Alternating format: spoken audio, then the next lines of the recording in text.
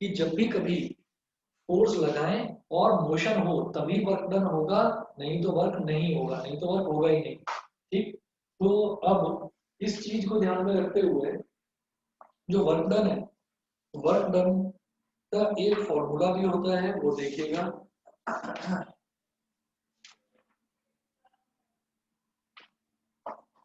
It is defined as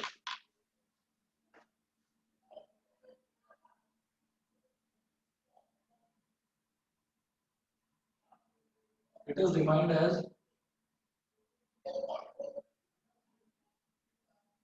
work done is equal to force into displacement, force into displacement, work done is equal to force into displacement. ठीक है जी। अभी force, तो जो हम force लगाएंगे, और displacement का मतलब अगर मैंने किसी बॉडी पर फोर्स लगाया और वो बॉडी थोड़ा सा अपनी जगह से डिस्प्लेस हो गई, मतलब उस बॉडी में कुछ मोशन हुआ, ठीक है, तो फोर्स इनटू डिस्प्लेसमेंट इससे आता है हमारा वर्क डन।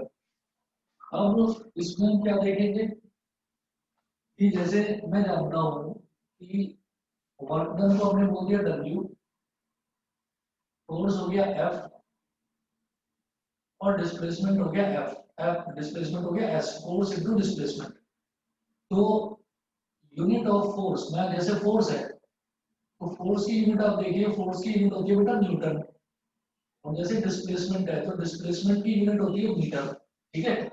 तो न्यूटन एक तो यूनिट हो गई न्यूटन, और डिस्प्लेसमेंट की यूनिट हो गई मीटर। तो न्यूटन और मीटर इज गेटिंग मल्टीप्लाइड, तो इसका मतलब जो हमारा वर्क डन है, वर्क डन की यूनिट क्या हो गई, from here it follows that unit of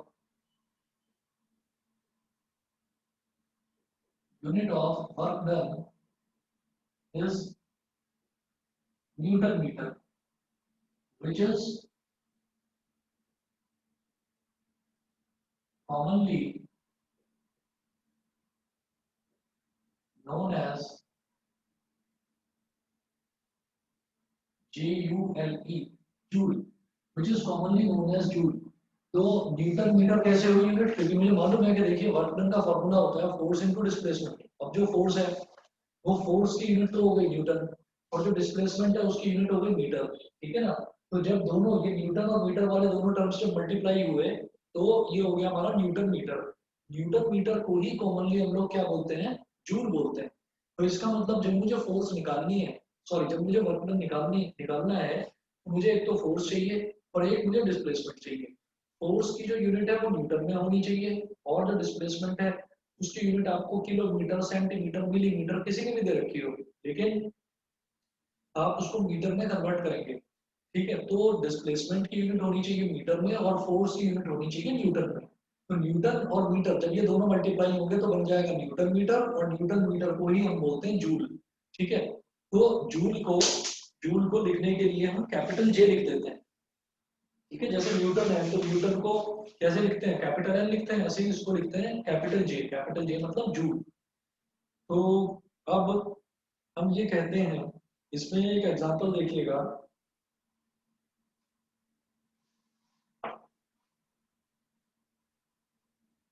example है, a man standing still at a bus stop,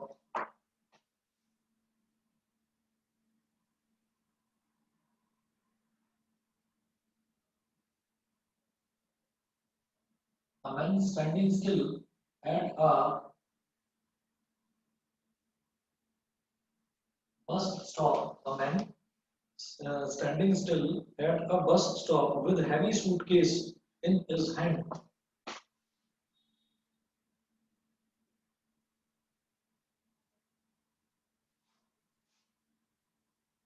With heavy suitcases in his hands,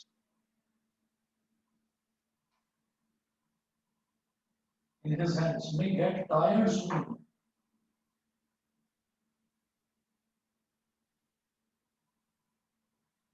May get tired soon, but he does no work in this situation. But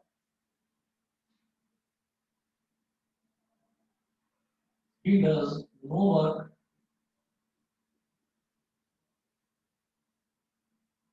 but he does no work in this situation. देखिए, हमने क्या कहा कि एक इंसान है, उसने क्या कर रखा है कि वो सूटकेस लेकर अपने दोनों हाथों में, एक एक आदमी है और वो अपने दोनों हाथों में सूटकेस लेकर वो खड़ा हुआ है, ऐसे उसने दोनों हाथों में सूटकेस पकड़ रखा है। और अब वो सूटकेस क्योंकि काफी हैवी है, तो उनको उठाने में, उनको कैरी करने में वो आदमी थक जाएगा, काफी देर तक उनको कैरी करता हुआ वो आदमी थक जाएगा। अब क्या होता है कि अगर ये पूछा जाए कि भाई इसने काम कितना करा, तो हम ये कहेंगे भाई सूटकेस इसने ऐसे ही पकड़ रखे हैं, कुछ मोशन तो हुआ नहीं, कुछ मतलब ना तो ये आगे चला, ना ये पीछे चला, ना ये ऊपर की तरफ चला, तो किसी भी डायरेक्शन में इसका मोशन नहीं हो रहा है आदमी का। तो हम ये कह रहे हैं कि सूटकेस को वो ऐसे ही लेकर खड़ा हुआ है। तो क्या है कि वो थक तो जाएगा, थकेगा क्यों? क्योंकि सूटकेस को उसने होल्ड कर रखा है, ऐसे पकड़ रखा है, और ग्रेविटी लगातार सूटकेस को नीचे खींच रही है। तो उसका जो काम है, उसका काम यहाँ पर क्या है, जो वर्क है वो क्या है, his work is done against gravity. तो वो ग्रेविटी के अगेंस्ट एक काम कर रहा है, ग्रेविटी के अगेंस्ट वो काम कर रहा है, लेकिन वो चल नहीं रहा है, वो मोशन में नहीं है, ना सूटकेस में किसी तरीके का कोई मोशन है। तो ऐसे केस में क्योंकि मोशन नहीं है, तो मैं ये बोल दूंगा कि जब सूटकेस को स्टिल लेकर खड़ा हुआ है, तो हम ये कह देंगे कि वर्क डन इज जीरो। वही है यहाँ पर, a man standing still at a bus stop with heavy suitcases in his hands may get tired soon, but he does no work in this situation. तो इस सिचुएशन में वो कोई काम नहीं करता, इसका मतलब इस सिचुएशन में हमारा जो वर्कमैन है वो हो जाता है बेटा zero, workman is equal to zero. ठीक है। अच्छा, तो अब हम ये कहेंगे, लेकिन मान लीजिए वो ग्राउंड पर रखा हुआ था सूटकेस, उसने ग्राउंड से, मान लीजिए ये ग्राउंड लेवल है, मान लीजिए उसने यहाँ से ग्राउंड से थोड़ा इतनी ऊंचाई पर सूटकेस को उठाया, तो ग्राउंड से उसने सूटकेस को यहाँ इतनी ऊंचाई तक वो उठाकर लेकर आया, उसमें तो कुछ काम करना पड़ा होगा ना। क्यों? क्योंकि ग्राउंड यहाँ पर है इस लेवल पर, और सूटकेस को वो यहाँ से उठाकर इस लेवल पर लेकर आया है, यानी कि यहाँ से और यहाँ तक, यहाँ से और यहाँ तक उसने एक डिस्टेंस मूव करा है, एक हाइट मूव करी है। तो इस केस में हम क्या बोलते हैं, वर्क डन हमारा क्या होता है, जब वो वर्टिकल मोशन होता है, तो वर्टिकल मोशन में वर्क डन का फॉर्मूला होता है mgh। ठीक है। तो नेक्स्ट हम लिखेंगे work done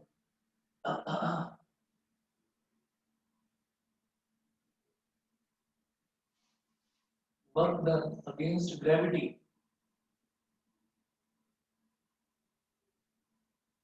work done against gravity ये होता है mass into acceleration due to gravity into h। ठीक है। और इस केस में भी आप ये देख लीजिएगा कि हमने ना अभी ग्रेविटेशन वाले चैप्टर में हम एक चीज देख कर आए हैं कि ये जो mass into acceleration due to gravity होता है, mg होता है, तो यानी कि मैंने मास में अगर g को मल्टीप्लाई कर दिया तो ये वेट आ जाता है, और वेट को मैं क्या बोलता हूँ कि वेट होता है न्यूटन में। ठीक है। वेट अगर न्यूटन में है, वेट की यूनिट अगर न्यूटन है, तो इसका मतलब weight is also a force. तो ये जो m इंटू जी है, ये m इंटू जी बेटा एक तरह से क्या हो गया, ये फोर्स ही तो हो गया, और ये जो h है ये एक तरह से डिस्प्लेसमेंट ही तो हो गया। तो अगर वर्टिकल मोशन की बात करते हैं, वर्टिकल मोशन की बात करते हैं कि कोई ऑब्जेक्ट है, उसका मास है, काफी हैवी है वो, और उसको हम ऊपर उठा रहे हैं, तो इसका मतलब फोर्स कितनी लगानी पड़ेगी, उसके वेट के बराबर, जितना उसका वेट है उतनी फोर्स लगाएंगे तभी वो ऑब्जेक्ट हम उठा पाएंगे, नहीं तो हम उसको उठा नहीं पाएंगे। तो उसको उठाने में फोर्स कितनी लगी, एम इंटू जी, और कितनी हाइट तक हमने उसको उठाया, वो हाइट हो गई एच, तो M G H is the work done in this case. कब? जब मैं वर्टिकल मोशन की बात कर रहा हूँ, जब मैं किसी चीज को ऐसे उठा रहा हूँ ऊपर, है ना। अब नेक्स्ट देखते हैं, तो यूनिट वर्क डन की होती है जूल। अब एक क्वेश्चन देखते हैं इसमें, लिखिएगा, क्वेश्चन नोट करिए, how much work is done by a force of 10 Newton.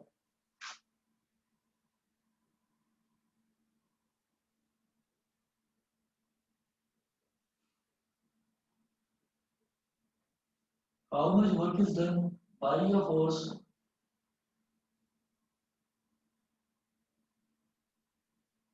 how much work is done by a force of 10 newton in moving an object,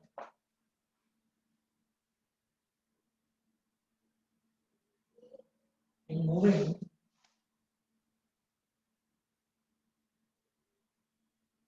How much work is done by a force of 10 meters in moving an object through a distance of 1 meter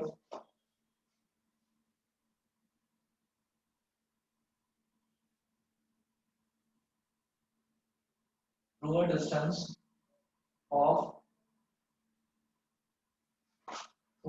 of 1 meter in the direction of the force.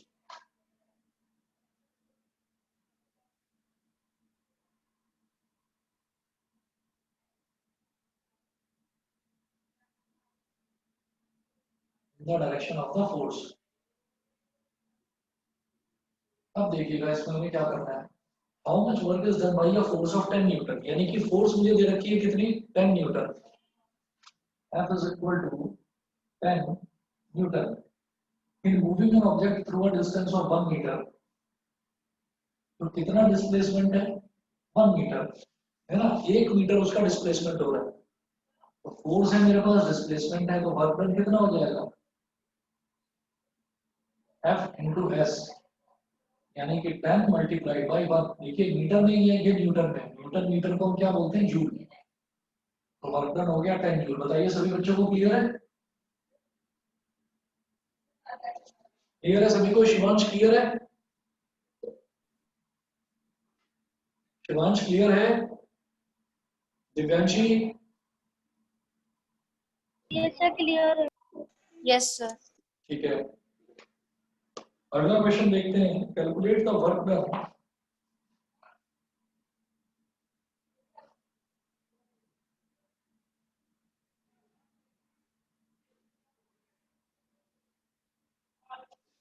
calculate the work done in lifting.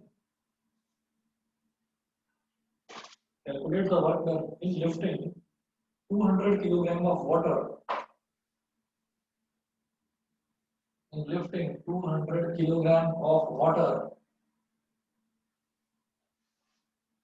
through a vertical height of 6 meters. Through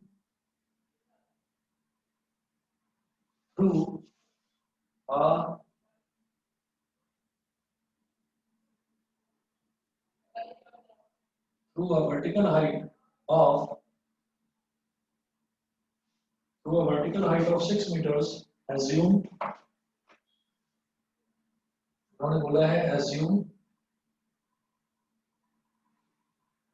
G is equal to 10 meter per second square. Assume G is equal to 10 meter per second square. Acceleration due to gravity ये दे रखा है 10 meter per second square.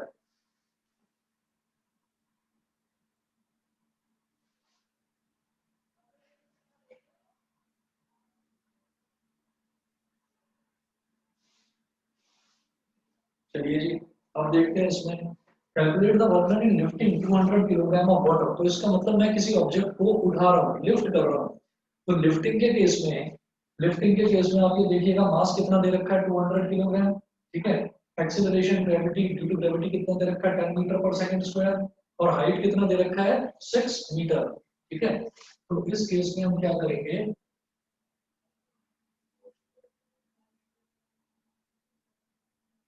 Work done W is equal to mgh, है ना. जब किसी body को उठाते हैं यानी कि वर्टिकल मोशन की बात कर रहे हैं, तो उस केस में वर्क डन होता है mgh. m कितना है 200 kilogram. 200 kilogram. Acceleration due to gravity कितना दे रखा है उन्होंने 10, और h कितना है, हाइट कितना है 6 मीटर. 2 6 12 12 हो गया, और जीरो कितना है 1 2 3, तो 3 जीरो लगा दो. 12,000 जूल. अच्छा, जब भी कभी 1000 वाली टर्म आ जाती है ना, जैसे मान लीजिए 1000 ग्राम है, तो उसको मैं क्या बोल देता हूँ 1 kilogram.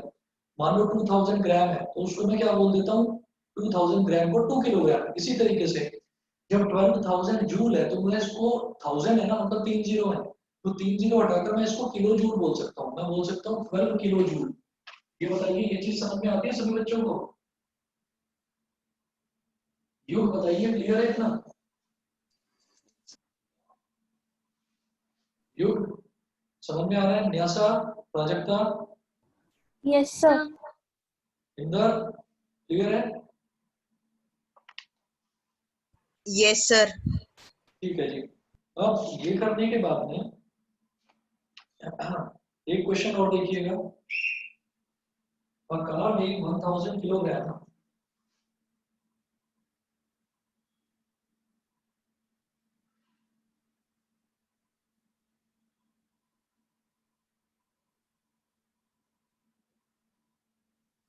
a car weighing 1000 kilogram and traveling at 30 meter per second and traveling at a car weighing 1000 kilogram and traveling at 30 meter per second stops at a distance of 50 meter, stops at a distance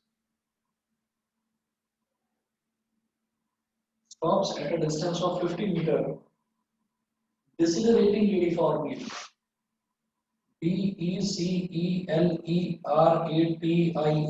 decelerating uniformly. A car weighing 1000 kilogram and traveling at 30 meter per second stops at a distance of 50 meter, decelerating uniformly. Full stop. What is the force exerted on it? What is the force exerted on it? What is the force exerted on it by the brakes? By the brakes. What is the force exerted on it by the brakes? Question mark. What is the work done by the brakes? What is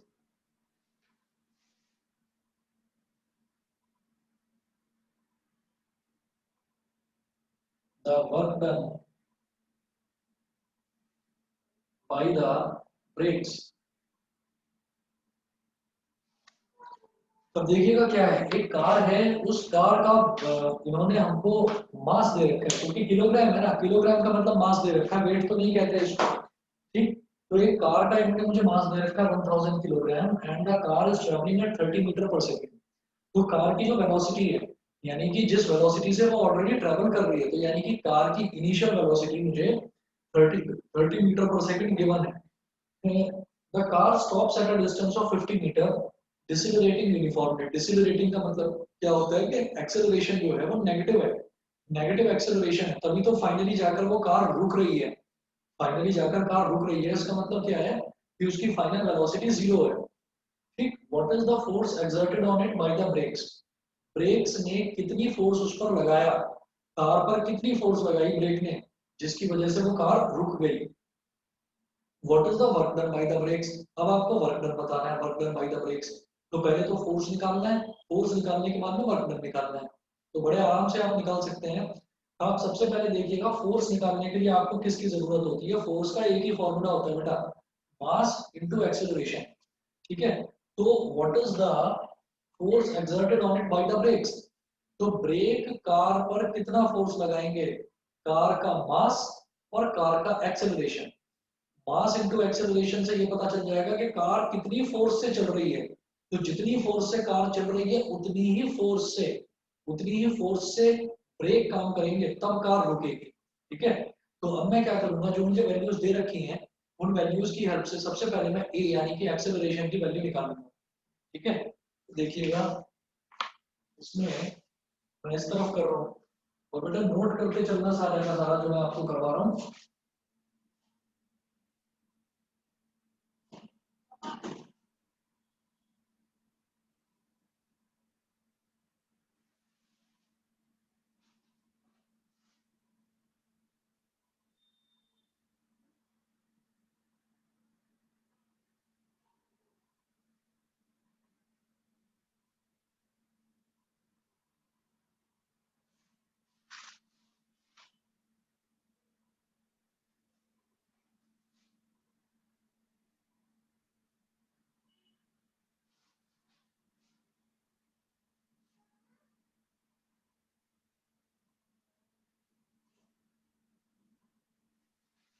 अब देखिएगा, अब यहाँ पर car weighing 1000 kilogram travelling at 30 metre पर second, car 30 metre पर second की speed पर इतनी वेलोसिटी पर कार ऑलरेडी चल रही है। तो इसका मतलब क्या है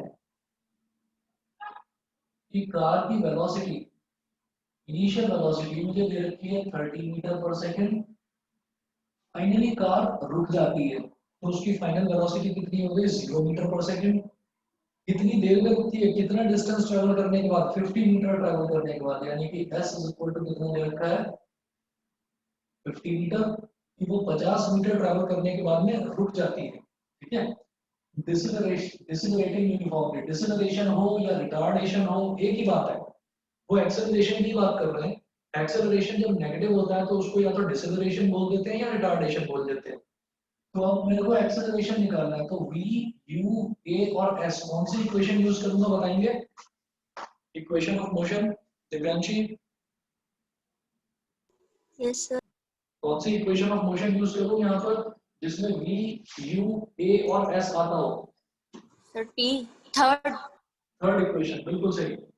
हम ये कहेंगे भाई third equation of motion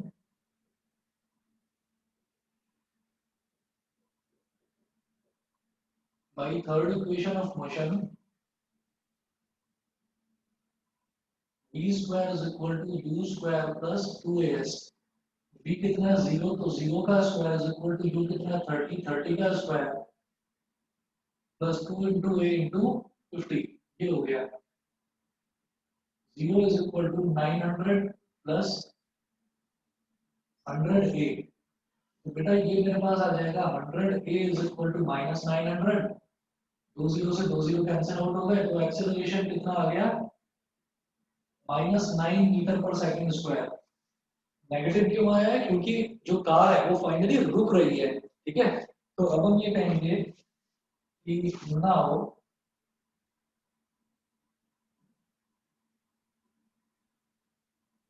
force exerted by the brakes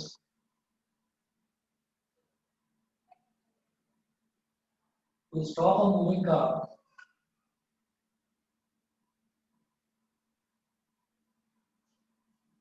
F is equal to कितना हो जाएगा mass of car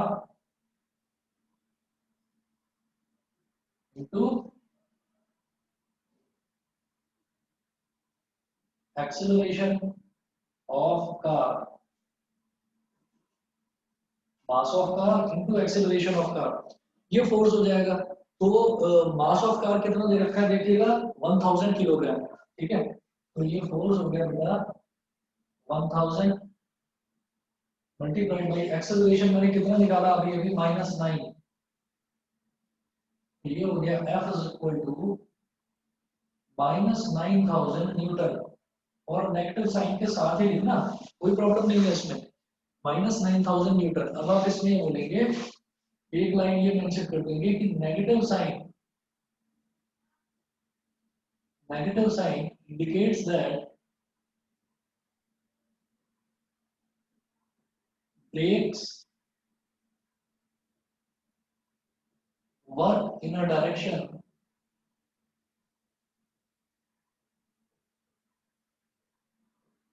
opposite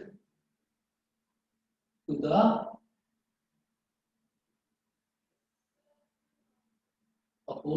the direction of motion। ठीक है ना भाई, ऐसा है कि गाड़ी इस डायरेक्शन में चल रही है तो फोर्स अपोजिट डायरेक्शन में ही फोर्स लगाएंगे, जो ब्रेक्स हैं वो अपोजिट डायरेक्शन में फोर्स लगाएंगे तभी वो गाड़ी रुकती है। क्या होता है कि जो ड्रम ब्रेक्स होते हैं ना, तो गाड़ी का जैसे ड्रम है, ड्रम मतलब जो उसका व्हील है, तो व्हील में जो बीच में ड्रम होता है वो ड्रम ऐसे ऐसे आगे की तरफ घूमता है तो ब्रेक्स उसमें अपोजिट डायरेक्शन में, वो व्हील ऐसे घूमता है तो ब्रेक उसमें अपोजिट डायरेक्शन में ऐसे फोर्स लगाते हैं ताकि जो व्हील है वो वहीं के वहीं रुक जाए।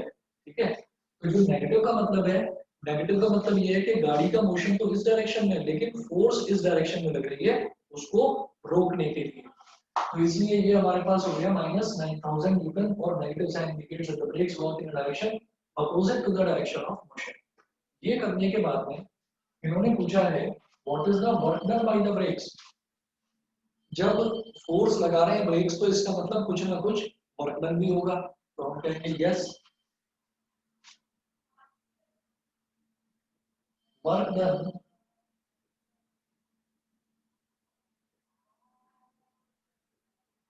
बाय द ब्रेक्स W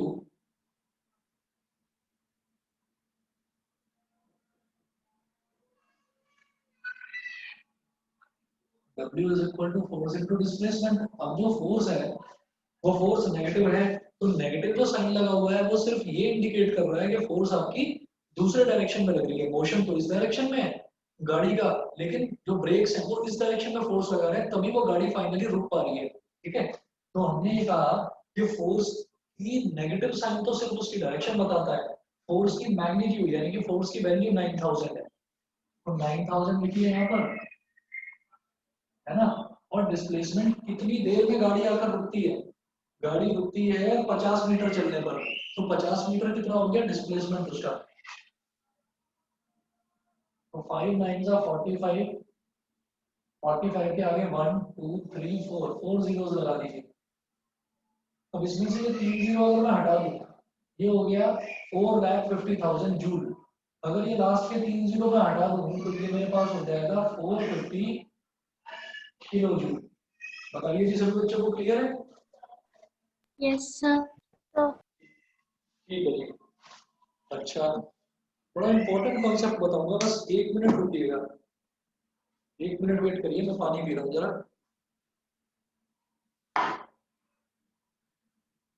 अच्छा, इनको याद करता है तो देखिएगा, ये मैंने बोला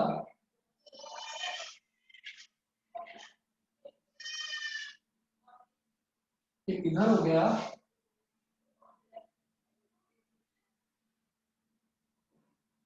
ट्रिग्नोमेट्रिक ट्रिग्नोमेट्रिक रेशो। ठीक है, और यहाँ पर मैं लिखूंगा एंगल, एंगल क्या है थीटा, ऐसे एरो लगा दो इधर, और इधर इधर ऐसे एरो लगा दो, टेबल बना लीजिए अपनी नोटबुक में आप लोग। यहाँ पर आप लिखेंगे साइन, यहाँ पर लिखेंगे कॉस, और यहाँ पर लिखेंगे टैन। अभी इनकी डिटेल में बहुत ज्यादा जाने की जरूरत नहीं है, ठीक है, बस इतना लिख लीजिए साइन कॉस और टैन। ये जो थीटा है, इस एरो का मतलब यहाँ पर मैं एंगल्स मेंशन करूंगा, तो कुछ पर्टिकुलर एंगल्स मेंशन करेंगे बस, 0 डिग्री, 30 डिग्री, 45 डिग्री, 60 डिग्री और 90 डिग्री।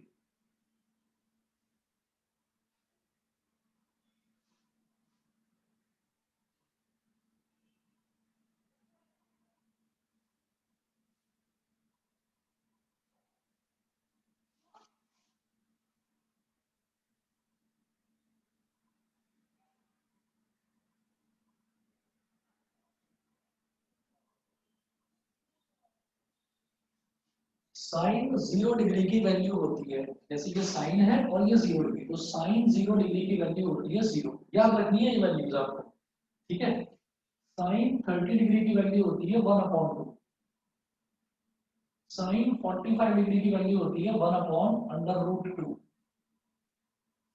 साइन 60 डिग्री की वैल्यू होती है √3/2, साइन 90 डिग्री की वैल्यू होती है 1। ये आपने याद कर लिया अगर, तो फिर कॉस याद करने में कोई प्रॉब्लम नहीं होगी। हमने लाइन से वैल्यूज लिखी है ना, 0, 1/2, 1/√2, √3/2 और 1। इन वैल्यूज को जैसे ये लेफ्ट टू राइट लिखा है, राइट टू लेफ्ट लिखो आप, मतलब सबसे आखिरी वाली वैल्यू को सबसे पहले लिखो, जो लास्ट नंबर पर है उसको फर्स्ट प्लेस पर लिखो, यहाँ ये 1, जो सेकंड लास्ट पर है उसको सेकंड नंबर पर लिखो, √3/2, जो थर्ड लास्ट पर है उसको थर्ड नंबर पर लिखो, तो ये तो सेम पोजीशन पर आ जाएगा, 1/√2। ठीक है, फिर जो सेकंड पोजीशन पर है उसको सेकंड लास्ट पोजीशन पर लिखो, 1/2, और जो फर्स्ट पोजीशन है उसको लास्ट में लिखो।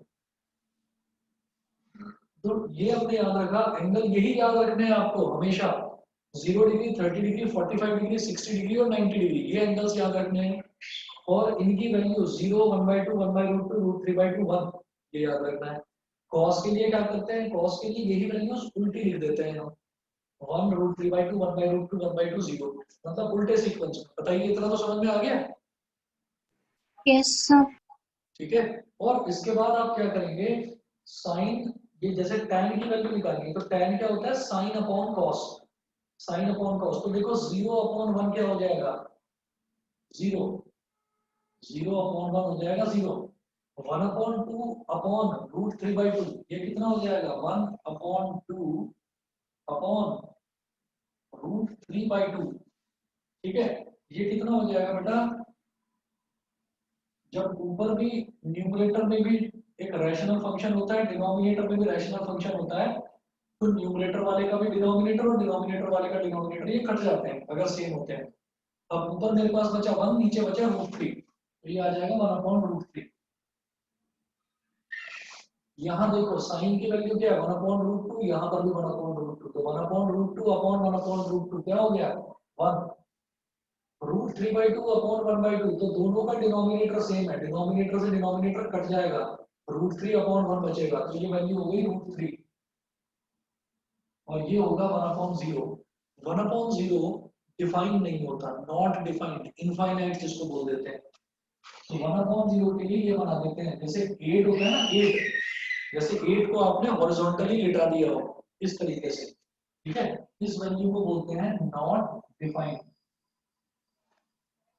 बताइए जी, ये टेबल बना ली सबने?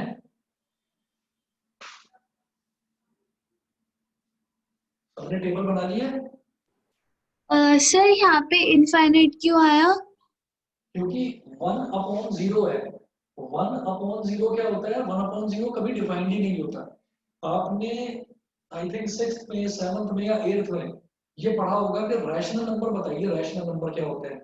तो रैशनल नंबर में आपने ये पढ़ा होगा कि any number which can be expressed in the form of p upon q where q is not equal to 0, मतलब डिनोमिनेटर 0 नहीं होना चाहिए। अगर डिनोमिनेटर 0 हो जाएगा तो मैं उस फंक्शन को बोल दूंगा नॉट डिफाइंड, वो फंक्शन, वो नंबर डिफाइंड ही नहीं।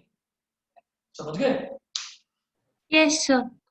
Denominator can't be equal to 0, इस वजह से मैंने इसको नॉट डिफाइंड बोला है। बताइए जी, अगर सबने ये टेबल, अब देखिए इसमें आपको याद करना है, और वैसे तो समझने की भी बहुत सारी चीजें हैं, पर समझाया मैंने वो है नहीं, क्योंकि उसकी जरूरत नहीं है। बस इतनी टेबल आप लोग याद कर लीजिए। बताओ, नोट कर लिया ये? Yes, sir. शिवांश, नोट कर लिया?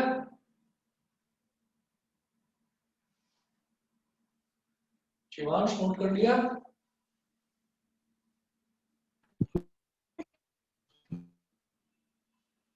चलिए जी, तो बस इतना करिए, और इस टेबल को आप लोगों ने नोट कर लिया होगा, तो इस टेबल को आप कल लर्न करके आना।